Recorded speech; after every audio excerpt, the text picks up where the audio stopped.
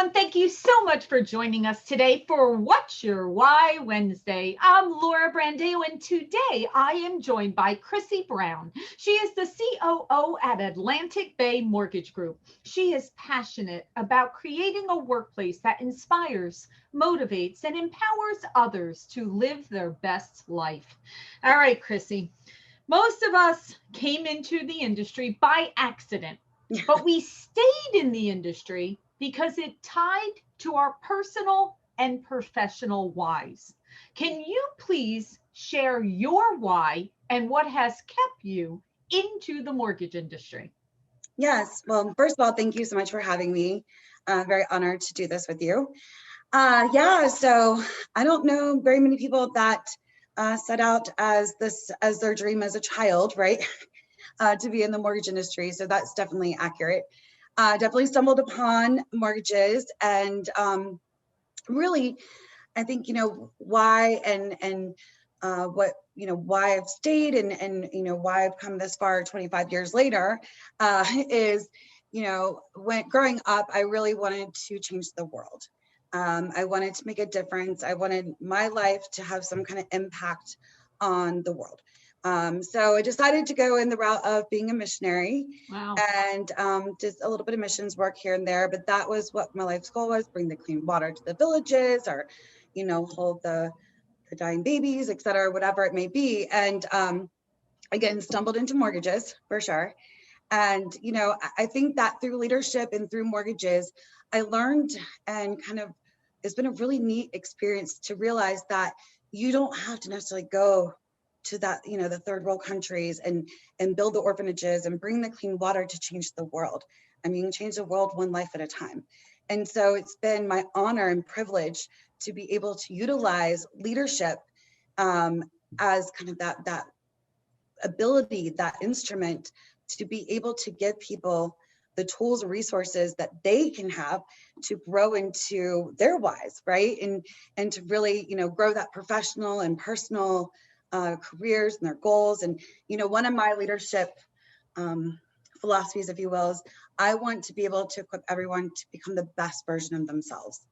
So you take that from a leadership perspective. And then mortgages. I mean, how many great stories have we heard about, doing that common sense underwriting or going the extra mile for our client and helping them get into home ownership, especially a lot of folks that, weren't able to get those kind of loans, years ago. So it's just been amazing to be able to help people change their lives and transform their lives. Absolutely. So take me back. Okay, so you did some missionary work.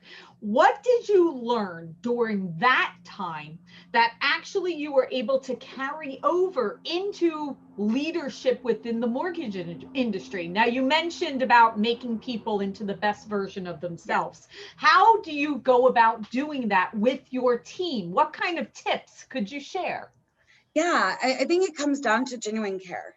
Like really having the heart for people, putting people first, prioritizing relationships, servant leadership, and I know that's kind of cliche these days and everyone practices servant leadership, but, when you set out to be a missionary and or, pastor, et cetera, servant leadership is what it's about. I mean, you're dedicating your life to help those that are in need or to help others, quite honestly. And so really kind of transferring that into leadership and making it about, I am here as a servant. I mean, leadership, for those that are in leadership, is not for the faint of heart. Is definitely not all what people think it might be. Is very difficult. And I think just being able to understand and really embrace the fact that I'm the servant to my employees. I'm here to serve them. I'm here to help them rise up to be the best version of themselves, equipping them with coachable moments. A lot of times, those hard conversations, the transparency is really what they need. And a lot of leaders are they shy away from wanting to be that for them, right? And so I think it's just the ability to be vulnerable, be authentic, and really invest everything I can into them. Yeah, that is such a good point. I was speaking to another leader within the mortgage industry, and he was telling me he loves when there's conflict, right? Where that's odd, right? Like you don't hear, what do you mean you love Right. conflict? He's like, but conflict provides opportunity to Mm-hmm. have those transparent conversations and to really allow people to 100%. communicate, right? So Mm-hmm. how would you use an example of something like that where, others may shy away, but you look at that as an opportunity? I think that one of the things that how we manage and how we've kind of set up our management philosophy is that if you really are investing in your staff and you're giving them the tools and resources to succeed, that has to go hand in hand with transparency and honest conversations of where they're at. You have to at all times give them the power to make the choices in their career. So, if they're having an issue here, you have to tell them this is an issue we're having, and what do you need from me to overcome that? What resources or advice or direction do you need from me to overcome that? And once, if they do it, fantastic. If they don't, then, they're constantly in control of their own careers. Right. That is very, very true. And we all are, right? I Right. mean, sometimes people can sit and say, well, I didn't have this opportunity or I couldn't do this. But honestly, it starts with those conversations, right? Having those conversations will springboard you. You know what? Again, going back to I watched a great YouTube video where this gentleman, and I can't remember his name, forgive me, but this gentleman wanted to get to the NBA, right? And he would say to his coach, I know I'm not ready today. I'm not ready. I'm not asking, but what would you recommend I do in order to be ready? And I really think about that in our industry, right? Yes. Wherever you want to go, whatever that dream is for you, ask. Yes. What do I need to do in order to get here or there? And be honest with yourself. That doesn't mean, okay, you can go into it saying, today I'm not ready. Maybe today I don't have the skills. Maybe today I need to learn this, but be honest with me and tell me, and then I can follow it. And we all Right. have that ability. Okay. Right. All right. So we spoke about the difference that we make in the mortgage industry, right? How Right. many lives we're positively affecting, not even just our clients internally on our teams, For plus sure. our clients and everyone that we touch. I'm going to kind of have you come back to your memory banks here a little bit, but can you share a story? One of those times in your career where you really saw that impact of what we do. Yeah. I mean, I've been doing this for 25 years, so I have tons of stories, right? I Um, love the stories. The stories are the best. yeah. So, a majority of my recent experience, prior to going into leadership was in underwriting. So, you kind of hear it secondhand from your sales staff, the difference you're making in that arena. And then my sales days was, before in the, before the bubble. So we won't talk about those days, but, you know, I love one of the stories of a loan that I underwrote. But the woman, she was at the closing table, and it was her and her husband, and she started crying. And my loan officer at the time said, we're so excited for you. Are you okay? Like, what's going on? And she said, 5 years ago today, I checked myself into a homeless shelter. 5 years ago today, and now I'm purchasing a home. I mean, it just gives you chills, right? I mean, and just to see that, you work hard in life, and then, that is the next step to start to build that wealth and that stability. And so neat to see, like, the American dream come true. Oh my goodness, Christy, I can't even tell you how much that just hits me, right? Yeah. And that's why I love doing things like this, because so Mhm. many times we get caught up in the day to day, right? Okay, actually, we're recording this today. It's refi day, right? So I know I started my day going, oh my goodness, it's refi day. And, we know it's going to be a hectic week. It's the Right. last week of the month.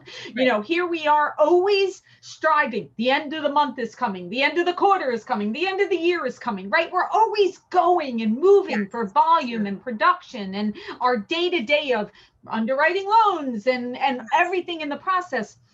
But how important is it for us, not only for ourselves, but our teams and our industry as a whole, to take a moment and realize the monumental impact that we have on, look at 2020. Look Yes. at how we kept the economy up, right? Yes. Look at what we did as an industry. So how do you feel about that in terms of the impact as an industry that we have?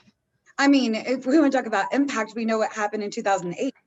I mean, that's the impact that we have on the global economy. You know, what we're doing is very significant, although it's, you know, one loan at a time, is very significant to the world turning, if you will, right? As well as, you know, the wealth building and, you know, getting folks into those secure positions that they can start to develop, start moving forward in their lives. But, you know, I think one of the things that, you know, at Atlantic Bay, we really preach to our operations staff, because to your point, it can be like, okay, I got, you know, I have 4 files today. I have 7 files today. It becomes files. These are not files. These are families. These are people. And this is the largest financial transaction of their life.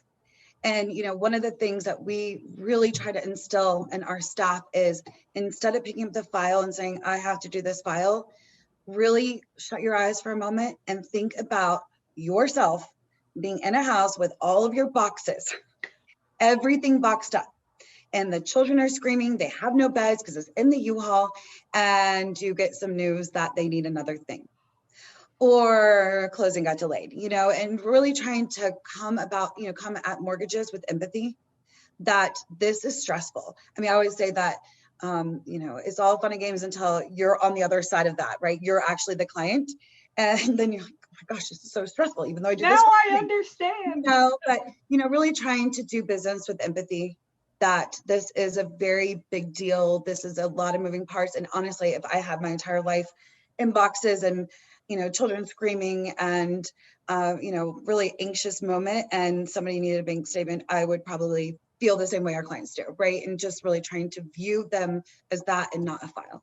Yeah, I think that's great advice. And I think you're very, very true, is that, you know, because we see it every single day, sometimes you can get numb to it. But you're correct. If your whole, especially, I mean, look at nowadays, right? It's even more stressful with, there's so many more components. And so I love that. That is great. All right. So I'm going to ask you this one final question of what's on the horizon? What do you want your legacy to be? Yeah, I mean, I think that it's funny. I was just talking to a group of people, you know, my career, and, you know, when I first got into leadership, my boss said to me, you're going to learn throughout your path what you love and what you don't love. And then you kind of outsource the rest. Like you hire and you staff up for the things that you don't love and stay focused on the things that you love. And one of the things that I want my legacy to be is, you know, I think too often in this industry, and honestly for corporate America, probably in general, there's a lot of the imposter syndrome. That's that, you know, you have to look like you have it all together. You're in this position, so you must appear as though you deserve to be in this position, you know, but deep down inside, no one's got it all together. No one is perfect. And so it's probably just my style too, but I've come into, you know, the industry and dealing with peers and stuff like that, and really try to be authentic and honest and transparent. And I'll be the first one to say to a group of people that intimidate the heck out of me, I don't know, can you help me? In giving permission for everyone else to say, we don't have it all together. We're all just doing the best we can. And I've gotten now emails from different individuals saying, thank you so much for opening that door, because people just are looking for permission, permission to be authentic, and permission to let go of that imposter syndrome, and that you still deserve your position, whether you have it all together or not.